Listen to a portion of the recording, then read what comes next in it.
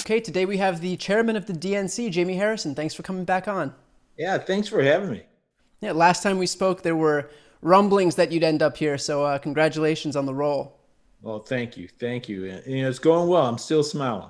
So I want to start with the most important topic here, and that is the spate of voter suppression bills sprouting up across the country. Now, I know that you're limited in terms of what you can do at the DNC, but what steps are being taken? Like, what can you do within the confines of your role with your organization? Well, listen, you know what we are seeing from the Republicans right now to suppress the voter, not just concerning. They're threatening our fundamental right as Americans. And, my message to them, my message to the American people is that we can't go back.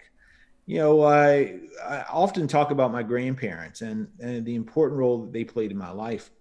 But, when I was growing up, they would often share with me some of the hardships of growing up in a Jim Crow society where they were seen and they felt like second class citizens, from not being able to drink from certain water fountains or not being able to sit where they wanted to in public places like theaters, to the fact that they could not always vote in the state. And so when I think back to that and I think back to the progress that we have made as a nation, why would we ever want to go back to that? And that's my question to the Republican Party.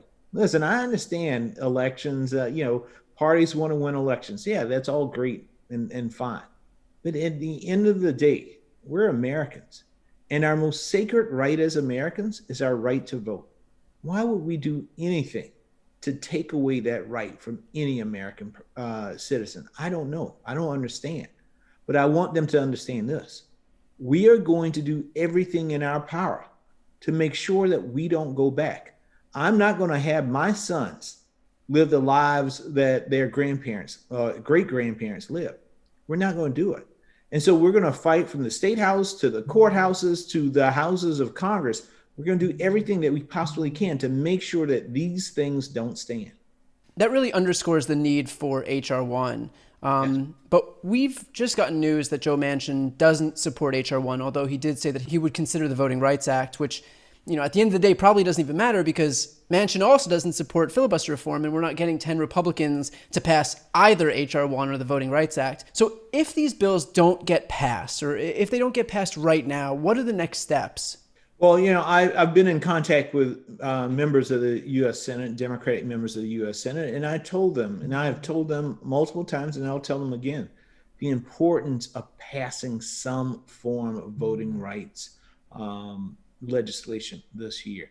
Senator Schumer has said that he will take this up by August, and I've offered to them any assistance that we possibly can from the DNC to make sure that we get this legislation through. Because it's important. It's personal for many, many folks. And so it's great to hear that Senator Manchin is in support of the John Lewis Voting Rights Advancement Act, which would, in essence, put teeth back into the Voting Rights Act, and particularly into the portion of the Voting Rights Act that covers jurisdictions and new voting laws in those jurisdictions, and allowing the pre-clearance, allowing the Justice Department to sign off on those changes in laws to make sure that they are not discriminatory against any class of folks or a group of individuals. And so that's great. But there are a lot of parts of HR 1 that are so crucial and so important, from allowing people to register to vote early, to taking dark money out of politics, to stopping the what I believe is the cancer to our democracy, which is political gerrymandering. Yep. And turning and stopping politicians from choosing their voters and giving that power back to the people. There are a lot of good aspects of that legislation. And so I think it needs to be brought up, it needs to be debated, it needs to be discussed. And the American people need to see the people who are standing in the midst, in the door, mind you, to say that these things should not pass. Because I can guarantee you there would be a lot of upset Americans when they see that their leaders are trying to allow billionaires to buy elections, or one to maintain the power of politicians to choose those who vote for them. Building on that, I've been sounding the alarm for months and months that if we don't pass HR1, nothing else is going to matter, because Republicans are going to legislate Democrats out of government. They'll gerrymander to go back to the number one thing that you were just referring to right there. They'll restrict early voting. They'll restrict drop boxes and Democratic strongholds, which really right now in the immediate future makes keeping the House especially important, but especially difficult. Yeah. So does the DNC have any specific plans to help candidates, House candidates in particular? Well, the DNC has just made several announcements. One, we're working very closely, hand in glove, with the heads of the DGA, the DCCC, and the DSCC. I hope to begin having conversations with the DLCC, our Democratic mayors, the DMO, which are municipal officials, so that we can also work in coordination and in conjunction with them as well. So I have told Sean Patrick Maloney, the head of the DCCC, that we're going to do everything that we can to make sure that the Democrats keep the House of Representatives. I've told Gary Peters, the senator from Michigan, that the DNC is going to do everything that we can to not only maintain our majority, but to grow our majority in the United States Senate. It's so important to move the agenda of the Biden-Harris administration forward, to keep both chambers of Congress. And we want to make sure that we can flip some state houses, add some governors. So there's a lot of work that needs to be done. Part of the effort that we are making at the DNC, a few weeks ago, I announced a historic investment in our midterm elections. We're going to spend $20 million this year on boots on the ground, organizers in certain battleground states, into voter protection staff on the ground right now to make sure that our staff are equipped to protect the rights of voters. In addition, we're going to work on putting communication staff on the ground as well. And we're doing this a lot earlier than we have ever done before. And so I'm proud of those investments. We're facing down history. History says that the party in power loses seats in the House and the Senate. But I believe that if we take unprecedented action to build an organizing operation second to none, then we can make our own history. Yeah, I mean, it really does show the importance of focusing now on voter outreach, voter registration. We obviously saw the payoff of exactly that in a state like Georgia. And, Republicans saw the benefit of this decades ago, and look how it's paid off for them. So, we have a lot of ground to cover here, but obviously really good news that you folks at the DNC and just the party more broadly is understanding the absolute importance of doing this now and not just waiting 5 minutes before an election to just throw some money at PACs and think that, we got this, That's exactly right. And Brian, I can tell you, I'm tired of hearing folks saying, why does the Democratic Party wait until, 4 weeks before an election to come and visit my X, Y, and Z, or to knock on my door? We've heard you, and we're going to do better, and we're going to start now. And by the way, there's people, living that. You have, obviously, Stacey Abrams built her career doing that now, and we've got people like Beto O'Rourke down in Texas doing that, and so hopefully we'll start to see those payoffs. We obviously saw it in Georgia, but we'll continue to see those payoffs around the country.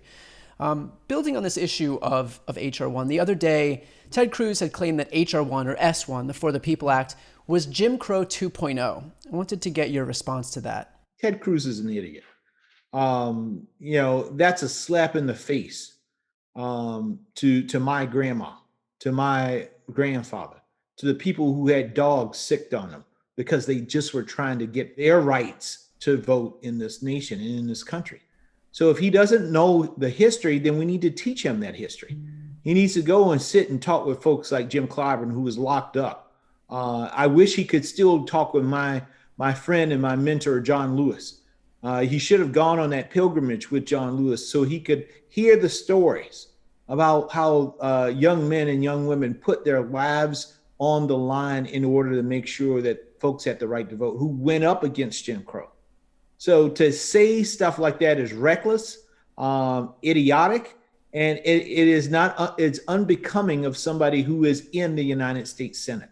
And so again, listen, this is the guy who represents Cancun, Mexico, and he doesn't represent the state of Texas. Because if he did, he would have been there with his people, protecting them when their water was shut down, when they were under deep freeze. But yet he was trying to get some margarita or something down in Mexico.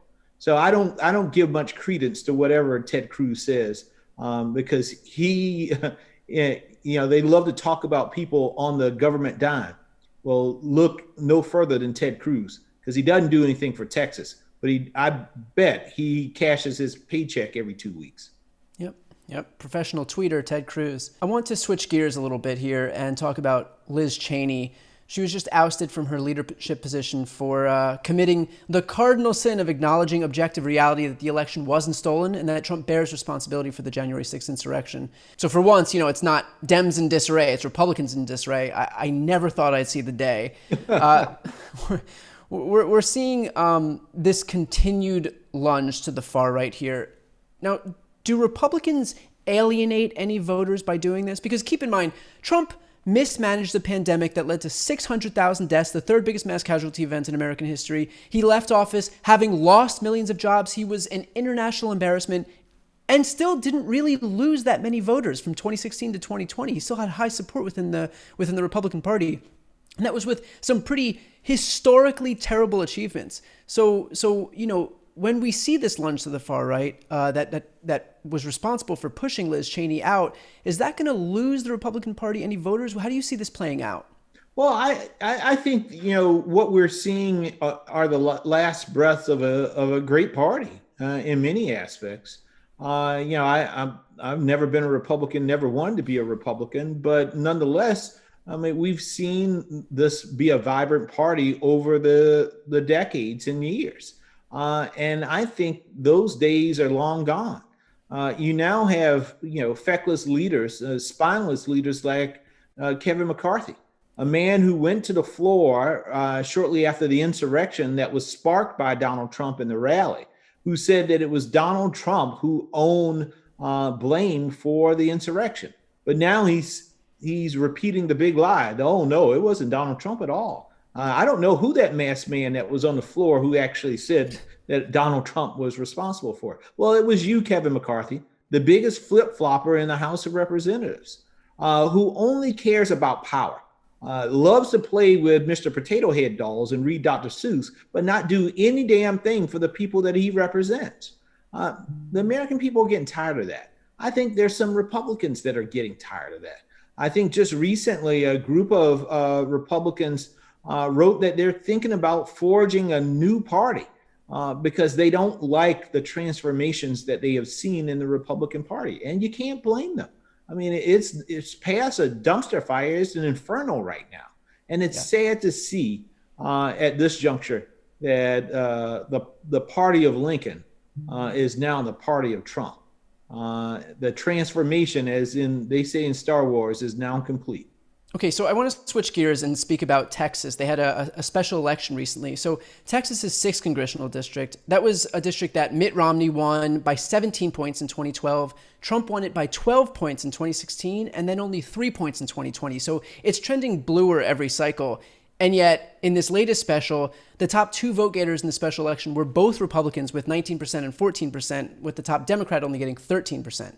Even among all Democrats, I think that we only had about 37% of the vote share. It didn't seem like that race got much of any national attention or support from any national Democratic groups. Why is that? We're still looking into that. And part of what we want to do, Brian, is, and this is why we just announced yesterday, a 57 states and territory strategy. I want to make sure that every one of our state parties, regardless if they're in a red state or a blue state, has the resources in order to assist campaigns in their particular jurisdictions. It's really, really important. We saw that when we had this strategy, when Howard Dean first enacted back in 2006, we were able to win seats in some of the reddest states in this nation. And we can do that once again. But we got to make sure that our state parties have the resources to compete. And so in addition to the announcement of the SPP program, the State Party Partnership Program, we also announced a red state initiative a program where there's a certain pot of money that is set aside for red states. We know that it's going to take a little more energy, a little more effort for them to be able to compete, to have the organization on the ground. And so I want to make sure going forward that we're able to compete everywhere, that we aren't ceding any territory or any ground to the Republican Party. But the first step to doing that is to make sure that our state parties have the resources so that they can go and build the operations, recruit the top talent that they need, and then support them as they vie against the Republicans. Yeah, well, I mean, I've heard Beto O'Rourke say on multiple occasions that a lot of these states that we consider red states aren't red states, they're non-voting states. And so that's exactly right. Hearkening back to the influx of the infusion of cash that you have with the $20 million fund, as well as this strategy here, hopefully, we'll turn a lot of these non-voting constituents, these eventual hopeful potential Democrats into voters here. So with that said, Jaime, thank you so much for taking the time to speak. I really appreciate it. Thank you so much, Brian. It's good seeing you.